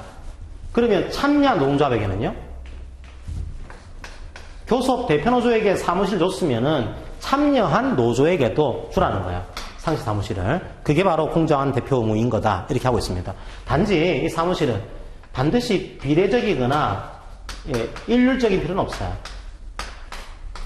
그러니까 정확하게 뭐 우리가 100명이면은 100평이고 50명이면 50평 줘야 되는 거냐? 그렇게 할 수는 없겠죠. 우리 뭐 공간이 이렇게 안 나올 거니까. 그러니까 반드시 비례적으로 딱 정확하게 일률적으로 줘야 될 필요는 없겠지만 대표 노조에게 상시 사무실을 줬으면은 다른 참여 노조에게도 상시 사무실은 줘야 되는 거다. 그게 차별하지 않는 겁니다. 그건 인정하고 있습니다. 자, 그거 하나 나왔고요. 두 번째로는 이 교섭 대표 노조에게 근로시간 면제 제도를 인정했어요. 인정하게 되면 다른 참여한 노조에게도 그거 주라는 거예요. 이것도요. 근로시간 면제 시간을. 이거 줬으면은 참여한 노조에게도 함께 줘야 되는 거다. 이게 우리 판례 입장이 돼 있습니다. 물론 이제 앞으로 이제 얼만큼 줘야 되는 거냐에 대해서는 판례 법리가 조금 더 이제 정치하게 만들어져야겠죠. 자, 그거 이해하시고서 한번 문제 보시면요. 14번에 1번. 대표 노조에게 상시 사무실을 제공한 다음에는 다른 참여한 다른 노조에게도 반드시 일률적이거나 비례적이지 않더라도 상시 사무실은 줘야 되는 거다. 맞죠? 그죠? 1번이 맞아요. 자, 2번. 교섭 공정대표문은 단체 계약의 내용에서도 준수가 돼야 되고 교섭 과정에서도 준수돼야 된다. 이게 판례 입장이에요. 자, 3번. 차별하지 마세요. 참여한 노동조합을. 이거 누구한테 적용될까요? 사용자에게도 적용되고 교섭 대표 노조에게도 적용되는 내용이에요. 다 적용됩니다. 3번도 틀렸죠. 그죠? 그러면 이런 차별이 있는 겁니다. 차별이 있게 되면 이거 차별했습니다. 그 참여한 노동조합이 차별에 대한 시정을 이제 신청합니다. 시정을요. 자, 어디 신청해야 될까요? 노동위원회. 이걸 나중에 노동위원회가 심리해서 결정 내리거든요. 노동위원회에 3개월 안에 이에 대해서 시정을 요청할 수 있습니다. 행정관청이 아니에요. 노동위원회. 4번도 틀렸죠? 자, 5번. 그러면 3개월 안에 이거를 신청해야 되는데, 언제부터 3개월인가 하면, 그 차별적인 행위가 있은 날부터 3개월이에요. 근데 이 차별적인 행위가 그냥 실제 행위가 아니고, 단협의 내용이 차별적이다, 그때는요. 단협을 체결한 날부터 3개월입니다. 그 단협에 어떤 차별적 행위가 나와 있다 했때는 단협에 나와 있는 그 날짜가 단협 체결일부터 3개월이 되는 구조가 되어 있어요. 5번 틀렸죠, 그죠? 5번 그래서 단체배약 내용이 차별한 거니까 단체배약 내용의 경우에는 단협 체결일로부터 3개월로 여러분들이 하시면 돼요. 정답은 1번이 되겠습니다. 자, 15번. 단체배약하는 설명 중 옳은 것은 1번. 단체배약을 신고하지 않은 경우에 그 단체배약은 효력이 없다? 아니에요. 단체배약은 신고하지 않으면 그에 대한 과태료는 있겠죠. 하지만 단체배약은 이제 단협으로 할 의사를 가지고서 서면으로 작성해서 상방이 서명 또는 날인했다라고 한다면 단협으로 효력은 있습니다. 신고는 효력과는 무관해요. 자, 2번. 단협은 유의기간을 자유롭게 정할 수 있다? 아니죠. 단체배약의 유의기간은 최대 2년입니다. 만약에 단협에서 유의기간을 정하지 않았다, 혹은 2년을 초과했다 이때는 그냥 2년의 단체배약을 정한 것으로 보겠습니다. 이게 우리 법의 시각이었죠. 3번. 단협은 서면으로 하면 되고요. 이게 표지어는 중요하지 않습니다. 그러니까 표지어가 이게 뭐 단체배약이건 임금 합의서건 서면 협정이건 이건 중요하지 않다. 표지어보다는 단협으로 할 의사 이게 중요하고 서면으로 했냐 이게 중요한 거죠. 표지어가 이런 것은 중요하지 않다. 맞아요. 그래서 단체로 볼 수 있어요. 이런 케이스도. 이 제목이 있다고 하더라도 이건 단협으로 볼 수 있습니다. 4번 이제 신고를 해야 됩니다. 단협을 체결하게 되면 얼마 안에? 15일 이내. 어디다가요? 행정관청에다가 행정관청에 신고해야 된다. 노동위원회가 아니에요. 5번 그럼 이 신고를 받은 행정관청은 단협의 내용을 보는 겁니다. 보고 나서 이게 위법하다, 법 위반이다 이런 경우에는 노동위원회 의결을 거쳐가지고 시정을 명할 수 있어요. 정답은 5번이 되겠습니다. 자, 16번 옳지 않은 것은 볼게요. 뭐 가로를 보시면 다툼이 있는 경우에 판례가 한다 이런 얘기 나와 있죠. 그러니까 보통은 이제 가로가 있다는 얘기는 판례가 있다는 얘기입니다. 보통 판례가 없으면 이런 표현 안 쓰거든요. 판례가 안에 있으니까 가로를 열고 판례가 있다 이걸 보여주고 있는 거예요. 그럼 여러분들이 그 지문 속에 판례가 있구나 그렇게 짐작하시고서 문제를 풀면 조금 더 편하게 볼 수 있는 거죠.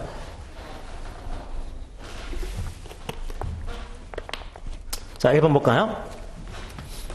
단체배약 등에서 조합원을 해고하는 경우에 사전 통보와 진술의 기회 부여 등에 관해서 규정하고 있다면 그러니까 이게 뭡니까? 단협에서 징계할 때 절차에 대한 제한을 두고 있는 겁니다. 절차 규정을 두고 있는 거죠. 여러분이 노동법 1에서도 학습을 했어요. 징계에 대해서는 사유가 있고 절차가 있습니다. 절차에 대한 규정을 두고 있을 경우에는 절차를 거쳐야지만 그 징계는 유효합니다. 효력이 있는 거죠. 그럼 단체배약으로 절차에 대한 조항을 두고 있는 겁니다. 절차를 밟아야지만 이 징계는 정당하다. 맞아요. 자, 2번. 그런데 이 절차가 어떻게 했냐 하면 노조와 합의라도록 한 겁니다. 노조의 승낙, 노조의 사전 동의, 노조와의 의견 합치. 그 어떤 인사처분을 할 때, 징계할 때, 노조가 동의해야지만, 노조가 합의해야지만 할 수 있다? 이런 조항 두고 있는 거죠? 그럼 합의를 해야 돼요. 합의하지 않고서 이 징계를 하게 되면, 이 징계는 무효가 됩니다. 원칙적으로 무효가 돼요. 맞아요. 자, 3번. 3번은 고용안정협약을 체결한 겁니다. 정리해고에 대해서는 교섭을 해야 될 그 의무가 있더라고 했습니까? 의무는 없어요, 그죠? 하지만 임의로 할 수는 있어요. 임의로 해서 단협을 체결할 수도 있습니다. 그럼 이 단협 체결한 그 내용은 뭐라고 했죠? 규범적인 효력이 있다고 했죠. 따라서 정리해고에 대해서는 이런 단협을 체결했다고 한다면 이걸 어긋나게 한, 이걸 위반한 정리해고는 효력이 없습니다. 정당한 해고로 볼 수 없어요. 자, 3번도 맞죠? 자, 4번. 그런데 단협에서 징계 절차에 대해서 노조가 사전에 동의해야 된다? 이걸 규정하고 있습니다. 그러면 노동조합이 사전 동의 안 해주면은 무조건 징계, 해고 절대할 수가 없는 건가요? 그렇진 않아요. 설사 동의 조항을 두고 있다고 하더라도 두 가지가 있습니다. 하나가 노조가 동의권을 포기했다. 두 번째가 노조가 동의권을 남용했다. 노조가 동의권을 포기했거나 남용했을 경우에는 동의하지 않더라도 사유가 정당하면 징계하는 것이 가능합니다. 자, 4번 틀렸어요. 자, 이 경우에 사전 동의권 행사를 남용했거나 포기했다라고 한다면 동의하지 않았다고 하더라도 그 징계 처분은 유효합니다. 효력이 있어요. 4번이 틀렸죠? 자, 그 다음에 5번. 이제 정리해고할 때 그 단협으로 제한하고 있는 겁니다. 이제 정리해고 할 수 없어. 그러면 정리해고 할 수 없어. 이런 단협이 있으면은 절대로 정리해고는 앞으로 못 하는 거냐? 그렇진 않아요. 이게 정리해고 할 수가 없어. 그 체결했을 때 그 상황과 지금 정리해고를 할 당시의 사정이 너무 현저하게 바뀌었다. 사정이 바뀌었을 경우에는 그래서 이걸 가지고 정리해고 안 하게 되면은 현저하게 부당한 결과를 초래한다. 이 경우에는 정리해고하는 것도 가능합니다. 그 일종의 사정 변경의 원칙을 활용한 그런 판례의 법률도 나오고 있습니다. 정답은 4번이 되겠죠. 자, 이제 17번 옵니다. 단체에 관한 설명을 옳지 않은 것은 1번은 뭐죠? 1번은 평화의무. 그러니까 원래는 단협 유기간 중에 이 단체명 내용을 개폐하거나 변경할 목적으로 하는 쟁의행위, 이것들은 정당성을 상실합니다. 평화의무를 위반한 쟁의는 정당성을 상실한다. 이게 판례의 태도다. 여러분들이 이해하시고요. 2번, 단체배약의 구성력에 대해서 보통 이제 모수가 동종의 근로자입니다. 동종의 근로자 반수 이상. 지역적 구성력의 경우에는 동종의 근로자 3분의 2 이상. 그때 그럼 동종은 뭘 얘기할까요? 동종은 같은 직종, 그게 아니라고 했죠, 그죠? 여기서 한 동종은 단체배약 적용이 예상되는 자, 이게 동종이었습니다. 그러니까 규약상으로 조합원 자격이 있는 자가 1차가 되고요. 만약에 규약과 단협이 충돌하게 되면 단체 협약에 나와 있는 조합원 범위가 동종이 된다. 이게 우리 판례의 시각입니다. 3번은 틀렸죠, 그죠? 왜 틀렸는가 하면 이게 사업장단에 속하는 경우에는 절차가 없어요. 그냥 동종의 근로자 반수 이상이 하나의 단체 배정을 받게 되면은 자동 적용입니다. 하지만 지역 단위는요, 절차가 필요하죠. 행령 완청이 노동위원회 의결을 얻어서 결정하는 거죠. 3분의 2가 하나의 단체 배정을 받게 됐다고 하더라도 행령 완청이 노동위원회 의결을 얻어서 결정하지 않게 되면 효력이 확정되지 않습니다. 자, 이거는 절차가 없다라는 말 틀렸죠, 그죠? 있어요. 3번이 틀렸고요. 4번은 단체배약의 기본적 효력이죠. 단협에서 정한 근로조건에 관한 기준에 위반하는 지역규칙이나 근로계약부는 무효가 된다. 단체배약의 규범적 효력. 단체배약은 서면 작성해서 상방이 서명 또는 날인해야 된다. 단체배약의 작성 요건이죠. 효력 요건이죠. 동시에 정답은 3번이 되겠습니다. 자, 18번 볼게요. 노동쟁의 조정에 관한 설명으로 옳은 것은 1번 노동위원회는 관계당사 쌍방이 노동쟁의 조정을 신청한 때에만 조정을 실시할 수 있다. 아니죠. 여기서 물론 정확하게는 조정에 대한 한자를 써야 되는데 조정은 크게 두 가지가 있죠. 그러니까 이렇게 나오더라도 여러분들이 알 수 있는 그런 내용이니까 한자가 없더라도 충분히 문제를 맞출 수 있어요. 틀린 문제는 아닙니다.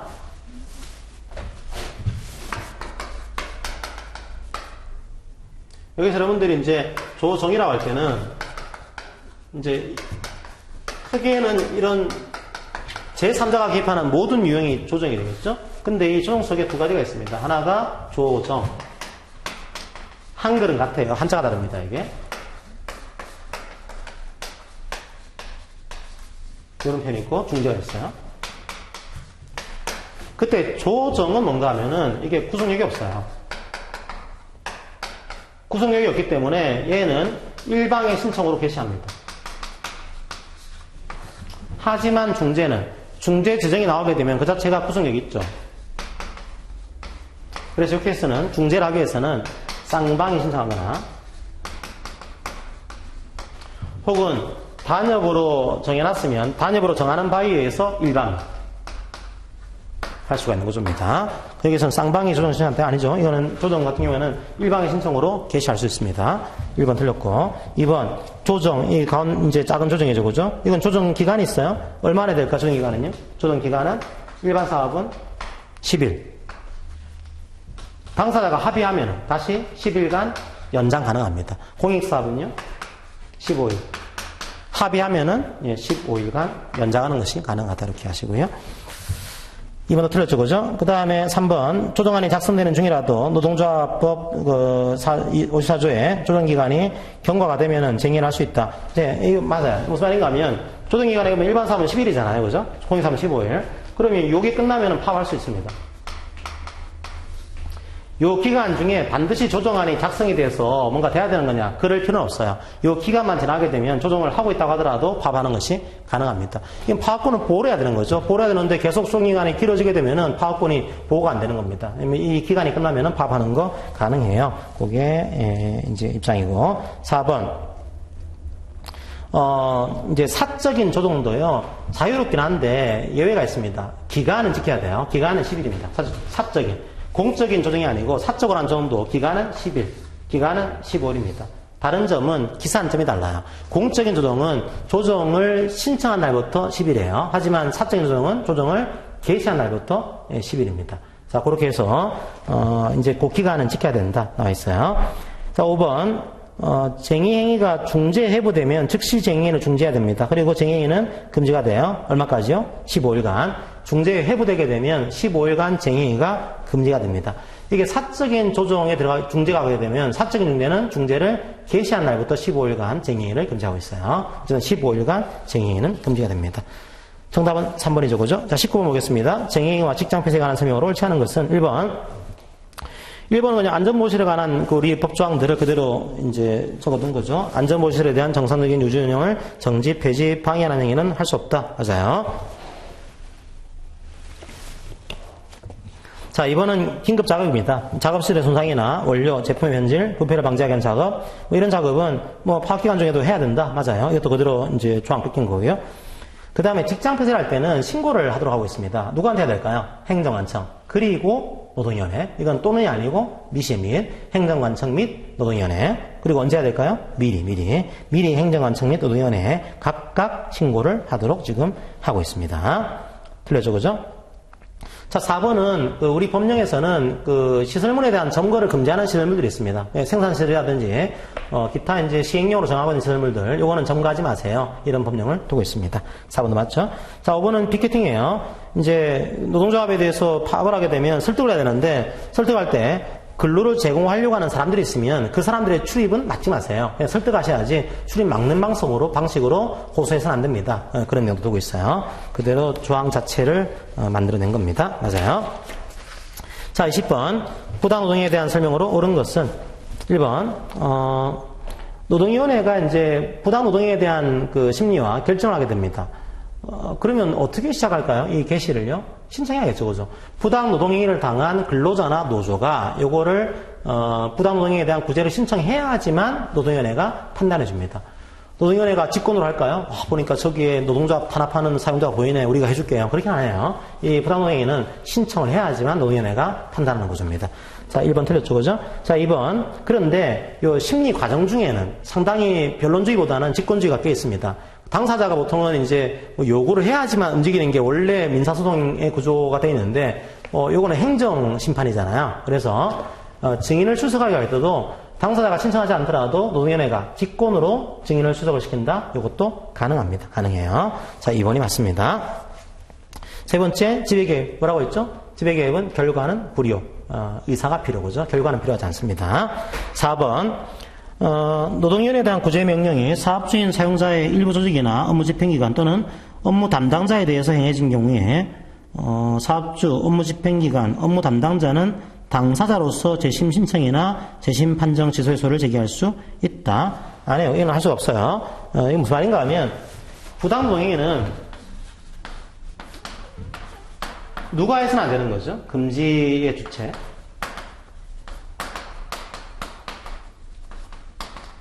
부당노동행위는 사용자가 있어서는 안 됩니다. 여기서 말하는 사용자는 사업주가 될 수도 있고 사업 경영 담당자가 될 수도 있고 사업주로 해서 행위하는 자가 될 수도 있어요. 그런데 이걸 가지고 그렇게 하면 안 됩니다. 이제 부당노동행위 했으니까 원직에 복직을 시키세요. 이에 대한 명령을 내리게 됩니다. 그러면 이에 대한 명령을 이행을 해야 되잖아요.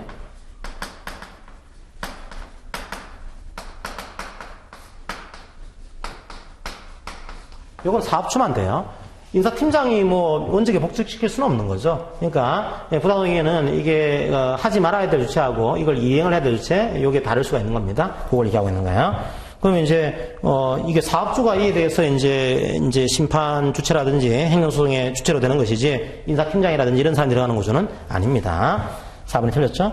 자, 5번 불복을 합니다. 불복을 하게 되면 10일 이내 중노위에 재심을 신청할 수 있죠, 그죠? 근데 언제부터 10일 이내인 거죠? 그 명령서나 결정서를 받은 날부터요. 모든 행정처분의 효력은 서면을 받은 날부터 이제 시작됩니다. 그러니까 이 결정이 있은 날이 아니고요. 이 결정서를 받은 날부터 10일 이내에 중노위에 재심을 신청해야 돼요.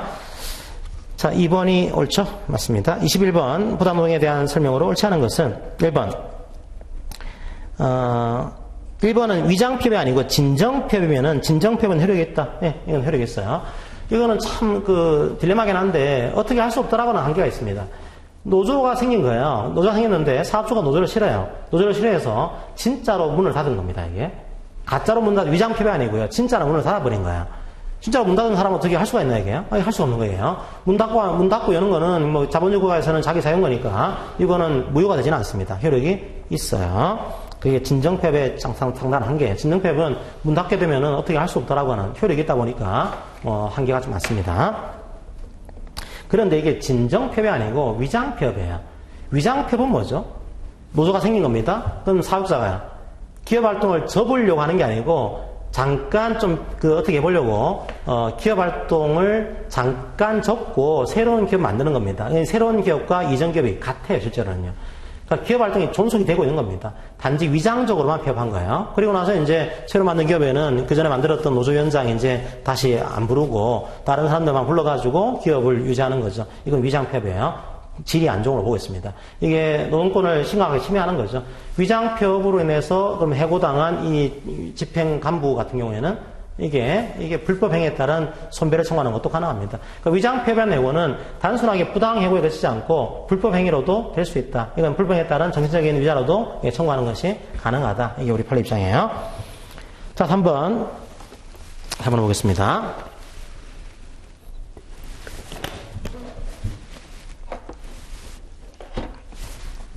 자, 그러면 나중에 이에 대해서 구제하는 명령을 내리겠죠. 구제 명령. 일반적으로 불이익지급인 경우에는 뭐 이제 해고했다 할 때는 해고하지 말고 원직에 복직을 시키세요. 이런 식으로 명령이 나올 거고요. 비열계약인 경우에는 비열계약 파기하세요 이렇게 나올 거고, 단축해서 거부인 경우에는 교섭을 하세요 이렇게 나올 거예요. 근데 이게 지배개입이다. 노동조합을 조직하거나 운영하는 데 개입하고 있는 겁니다. 그때는 부작위 명령, 이거 앞으로 하지 마세요. 이런 명령을 내리는 것도 가능합니다. 그러니까 이제 노동위원회의 결정 구조는 이게 행정 결정이기 때문에 상당히 넓게 재량권을 부여하고 있어요. 이거 앞으로 하지 마세요. 그 명령도 정당한 명령이 될 수 있다. 그게 우리 판례 입장입니다. 자, 4번. 사용자에게 정당한 해고 사유가 있습니다. 그러니까 해고의 불이익 지급에 대해서는 또 한 가지 여러분들이 기억해야 될 게 두 가지죠. 이제 해고를 했습니다. 근데 해고가 이게 표면적이다. 사유가. 그런데 부당 노동이 의사는 있다. 이런 경우랑 이 해고에 정당한 이유가 있다. 그리고 부당 노동이 의사도 있다. 추정이 되고 있다. 자, 이제 이게 부당 해고의 사유가 표면적인 경우에는 이게 부당 노동행위 의사로 한 거죠. 그럼 이 케이스는 부당 노동행위로 인정이 됩니다. 그런데 해고에 대한 정당한 이유도 있어요. 있는 경우에는 부당 노동행위 의사가 추정이 된다고 하더라도 해고의 정당한 이유를 보여주게 되면 이 추정이 깨집니다. 깨지니까 해고의 정당한 이유가 있는 거니까 이 해고는 부당 노동행위가 아닌 것으로 우리 판례는 보고 있는 거예요. 자, 그렇게 여러분들 구분하셔야 됩니다. 자, 그게 그 4번이죠. 이 케이스는 정당한 해고 사유가 있기 때문에 부당 노동행위는 아닌 거다. 이런 입장을 가지고 있어요. 그리고 부당 노동위원회의 어떤 구제명령은 어떤 명령입니까? 공법상의 의무예요. 그러니까 사용자와 어떤 근로자 사이에서 이게 사법상의 법률 관계를 결정하는 게 아니고요. 그냥 사용자에게 노동위원회가 명령을 내리는 거죠.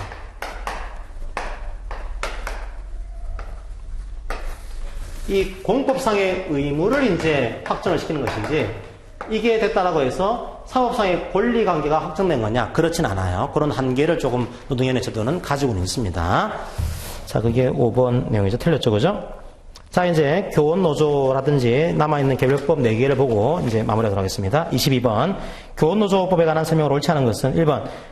똑똑하죠. 교원노조법은 이게 교원노동자의 단체 교섭은 학부모에게도 영향이 있기 때문에 학부모라든지 국민여론을 수렴해가지고 교섭을 하세요. 이런 내용 두고 있습니다. 학부모와 국민여론을 수렴해서 성실하게 교섭하고 단협을 체결하세요. 이런 내용 두고 있습니다. 이거 맞아요. 자, 2번. 그리고 교원 같은 경우에 어떤 제도가 있냐면 억울하게 징계당했다, 부당하게 징계당한 경우에 교원 소청심사라고 하는 것들을 하고 있습니다. 그러면 교원이 억울하게 파면당했다, 해임당했다 그러면 교원 소청심사위원회에 소청을 할 수도 있고요. 그 다음에, 야, 내가 근데 노조활동하다가 이제 해임당한 거다. 이 경우에는 부당 노동행위에 대한 구제를 신청하는 것도 가능합니다. 그런데 만약에 이 근로자가, 이 교원분께서 부당 노동행위에 대한 구제 신청을 하게 되면은 교원 소청심사위원회는 못 가요. 이게 이중 절차가 돼버리는 거죠. 그래서 이게 만약에 부당하게 노조활동하다가 해임당한 분이 부당 노동행위에 대한 구제 신청을 하게 되면은 교원소청심사위원회는 못 간다. 그게 우리 법이에요. 그게 2번이죠. 그리고 또 한 가지는 사립학교입니다. 사립학교 같은 경우에는 사립학교의 이사장이 단독으로 교섭을 하는 구조가 안 됐고요. 사립학교가 설립경영장, 이사장이에요. 전국 단위라든지 시도 단위로 연합해가지고 교섭을 하도록 하고 있어요. 사립학교는. 그 사립학교는 뭐 이제 이 A 사립학교 법인 이사장 이게 아니고요. 이 지역에 있는 혹은 전국적인 사립학교에 대한 설립 경영자들이 연합해가지고 함께 모여가지고 교섭을 하도록 그런 구조를 이제 규정을 두고 있습니다. 좀 애매하죠. 애매하기 때문에 사립학교는 실제로 교섭이 잘 안 돼요. 이게 모이기가 쉽지 않죠, 이게. 자, 5번. 그리고 또 한 가지는 교원노조나 공무노조나 치명적인 한계가 있어요. 한계가 뭔가 하면은 교원노조가 체결한, 공무노조가 체결한 단체계약이 법령이나 조례, 예산에 위반되는 경우가 있습니다. 그런 경우에 법령, 조례, 예산과 관계있는 내용은 지킬 수가 없는 거예요. 공무원 모수를 10% 올리겠습니다. 아무리 단체별 체결하더라도 법령이 안 바뀌면은, 예산이 통과 안 되면은 이걸 지킬 수가 없어요. 그럼 효력이 없어요. 그럼 효력이 없으면은 이게 아무 의미가 없는 거냐? 그렇진 않아요. 이게 효력이 없다고 하더라도 이 내용이 이행될 수 있도록 성실하게 노력해라. 이런 조항 두고 있습니다. 그러니까 원래 체결했던 이제 교육감한테 가서 체결했으니까 적어도 이 내용이 국회에서 통과 안 되면 효력이 없다는 걸 알고 있지만 이 내용이 이행될 수 있도록 국회 찾아가서 노력하든지 얘기하든지 성실하게 노력하세요. 이런 조항을 하나 가지고 있는 겁니다. 자, 그 다음에 교원노조는 쟁의행위를 할 수 없기 때문에 조정 단계에서 모든 게 끝나야 돼요. 조정 신청합니다. 하게 되면은 끝내야 돼요. 얼마까지요? 15일이 아니고 30일, 30일. 조정 신청 받은 날부터 30일 이내에 조정을 끝내야 된다. 이게 우리 법이죠. 5번도 이제 틀렸죠. 자, 5번이 틀렸습니다. 정답은 5번이 되겠습니다. 자, 23번 볼게요. 공무노조.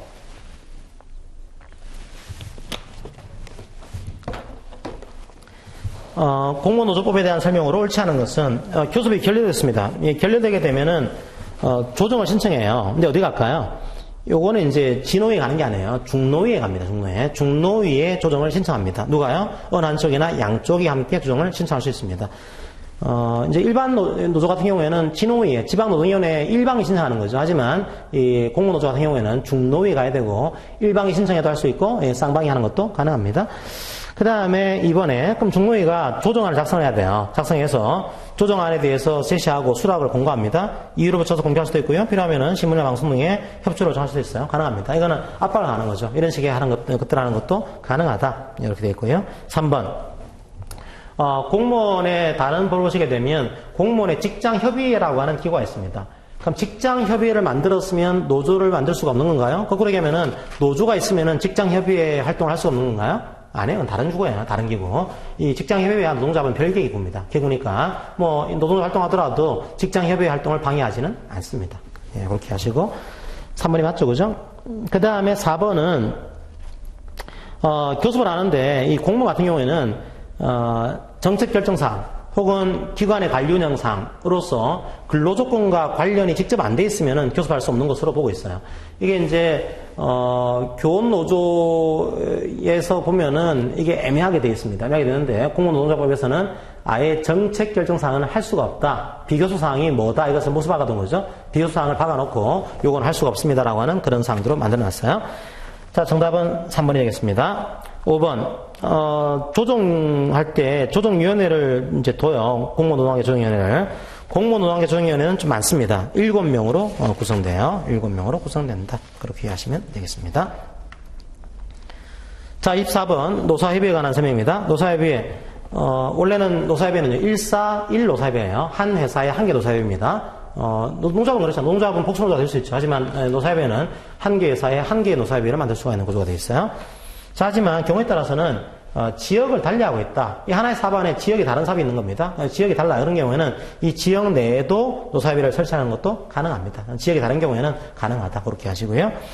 2번 노조가 있습니다. 근데 이 노조가 단순한 노조가 아니고 과반수가 있는 노조예요. 그때는 이 노사협의회는 근로자위원과 사용자위원이 구성되어 있거든요. 근로자위원은 과반수 노조가 있는 경우에는 노동조합 대표자와 노조가 위촉하는 사람이 근로자위원이 돼요. 하지만 그런 과반수의 노조가 없는 경우에는 직접 비밀 무기명으로 근로자위원을 선출해야 됩니다. 여기서는 과반수가 노조가 있죠, 그죠? 노조가 있는 경우니까 노동조합 대표자가 당연직으로 들어가게 돼요. 그리고 나머지 근로자위원은 노조가 위촉합니다. 3번, 이 근로자위원들이 노사협의회에 출석을 합니다. 그 출석한 시간은 근로한 것으로 봅니다. 그래서 임금도 지급해야 돼요. 맞습니다. 노사협의회 위원은요, 신분이 비상임 무보수입니다. 상임은 아니에요. 비상임이고, 예, 무보수로 한다. 단지 이제 그 소요가 되는 시간에 대해서는 근로한 걸로 봐가지고 임금을 지급해야 된다. 이런 점을 두고 있는 거죠. 노사협의회는 임무가 3가지입니다. 하나가 보고를 해야 되는 임무, 두 번째가 협의를 해야 되는 임무, 세 번째가 의결해야 되는 임무. 그래서 여러분들이 보고상이 뭔지, 협의상이 뭔지, 의결상이 뭔지를 외우셔야 되는데, 협의사항이 엄청 많기 때문에 주로 외우는 것들은 보고사항과 의결사항을 외우게 됩니다. 여기서 사내 근로복지기금 설치는 의결사항이에요. 틀렸어, 그죠? 그래서 5번이 정답이 되겠습니다. 자, 마지막 문제 볼게요. 25번 보고 이제 오늘 해강을 마치도록 하겠습니다.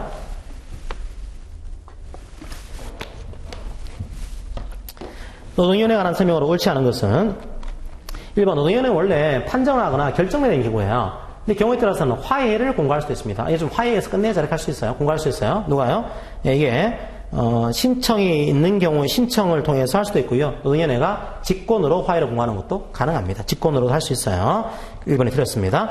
노동위원회가 하는 게 뭐라고 했죠? 2번 부당해고 구제 신청에 대해서 판정합니다. 그죠? 판정 권한이 있는 거죠. 노동조합은 크게 3가지 권한이에요.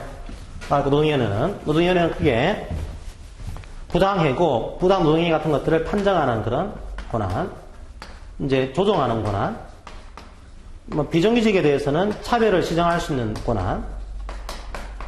자, 이런 권한을 가지고 있는 거예요. 자, 2번 판정할 수 있죠, 그죠? 3번 조정합니다. 근데 조정은 누가 하는가 하면 원래는 진호위가 조정하거든요.